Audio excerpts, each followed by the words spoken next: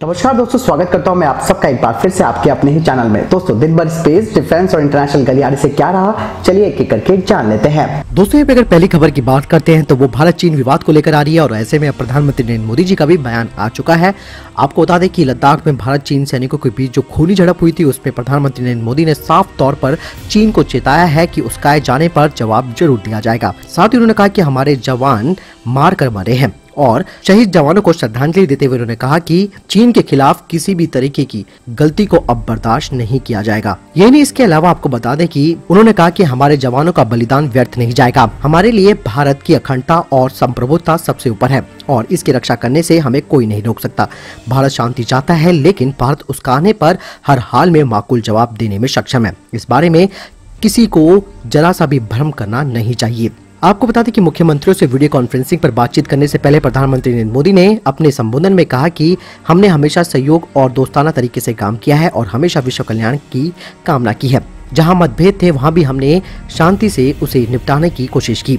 यानी कि यहाँ पर प्रधानमंत्री नरेंद्र मोदी ने एक बार फिर से उसी भाषा का इस्तेमाल किया है जो उन्होंने पाकिस्तान पर सर्जिकल स्ट्राइक करने से पहले किया था। यानी कि यहाँ पर अब चीन को सबक सिखाना भारत की तरफ से जरूरी हो गया है और कब क्या हो सकता है ये आने वाले समय में आप सब देख सकते हैं और भारत की कार्रवाई का अब हमें इंतजार करना होगा कि किस तरीके की कार्रवाई भारत कर सकता है चीन के ऊपर। दोस्तों, अगली खबर भारत और चीन को लेकर आ रही है। दोस्तों, अब दोनों देशों के बीच पहले जैसे संबंध नहीं रहेंगे, इस बात की अब पुष्टि पूरी तरीके से हो चुकी है। आपको बता दें कि चीन के विदेश मंत्री वांग यी ने भारतीय विदेश मंत्री को फोन किया है। समझाया गया है कि इस बातचीत में भारतीय विदेश मंत्री ने चीनी समकक्ष से साफ कह दिया कि चीनी सेना ने उत्तरी लद्दाख में जो सीमांत इलाके थे उसमें अतिक्रमण किया।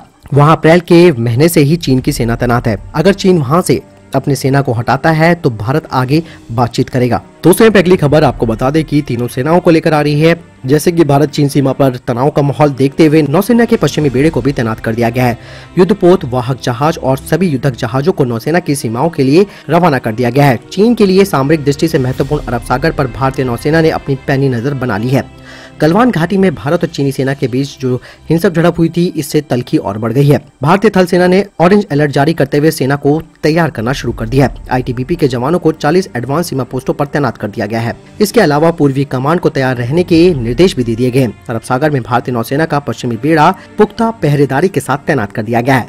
पश्चिमी बेड़े को जरूरत पड़ने पर पूर्वी कमान के साथ सहयोग करने के भी निर्देश दिए गए हैं। बता दें कि चीन के कई मालवाहक जहाज अरब सागर के जरिए आवागमन करते हैं। पाकिस्तान के ग्वादर पोर्ट का भी वे इस्तेमाल करते हैं। लिहाजा सामरिक दृष्टि से पश्चिमी कमान के लिए महत्वपूर्ण इस रूट पर भारतीय नौसेना ने ऑरेंज अलर्ट की गंभीरता को देखते हुए अपने युद्धपोत वाहक जहाज यानी कि विक्रमादित्य को एडवांस इलाके में तैनात कर दिया है। मुंबई के बंदरगाहों पर रहने वाले युद्धक जहाजों को भारतीय समुद्री सीमा में तैनात कर दिया गया है।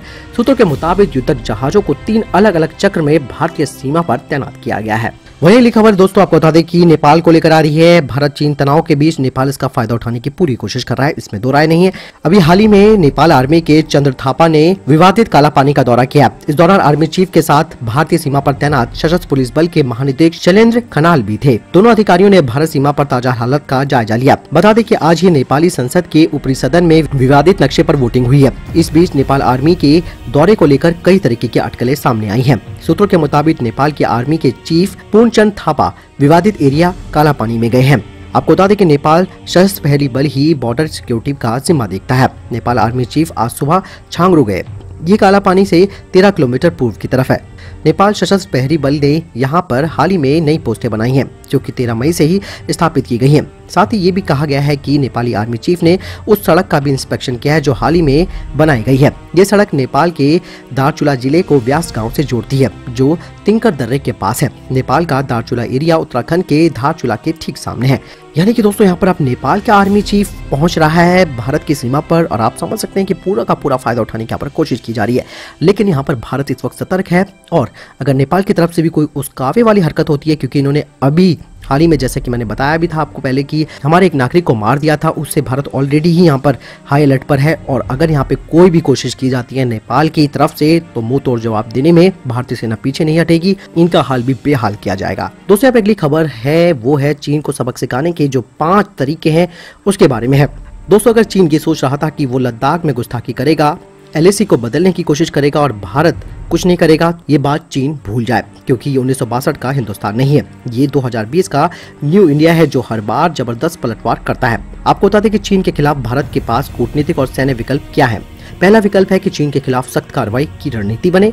दूसरा विकल्प ये है कि LAC पर चीन को उसकी भाषा में जवाब दिया जाए। तीसरा विकल्प है चीन के खिलाफ अंतर्राष्ट्रीय गठबंधन बने जो देश चीन के खिलाफ है, भारत उन्हें साथ लेकर आए। चौथा विकल्प है कि समुद्र में चीन की घेराबंदी कर इंडियन नेवी दबाव से समझौते के लिए चीन को मजबूर कराया जाए। और पांचवा विकल्प है चीन के खिलाफ जवाबी कार्रवाई करे भारत। तो यानी कि ये विकल्प भारत के पास हैं। तो आपको क्या लगता है दोस्तों, इन 5 विकल्पों में से भारत को कौन सा विकल्प चीन के खिलाफ अपनाना चाहिए? आप जरूर हमें कमेंट सेक्शन में लिखकर बताएं। दोस्तों, अगली खबर की बात करते हैं तो वारी है लॉकहीड मार्टिन को लेकर। लॉकहीड मार्टिन ने भारत के लिए 24 सिरोस्की MS-60R एंटी सबमरीन युद्धक हेलीकॉप्टर के अधिग्रहण के लिए हार्डवेयर और सॉफ्टवेयर के लिए $375 मिलियन का अनुबंध जीता है। आपको बता दें कि भारत सरकार के लिए मल्टी रोल हेलीकॉप्टर MS-60R का जो डेवलपमेंट प्रोग्राम और उसकी यूनिक हार्डवेयर और सॉफ्टवेयर क्या डिजाइन था उसको विकसित करने के लिए एक तरीके का ये प्रयास भी है।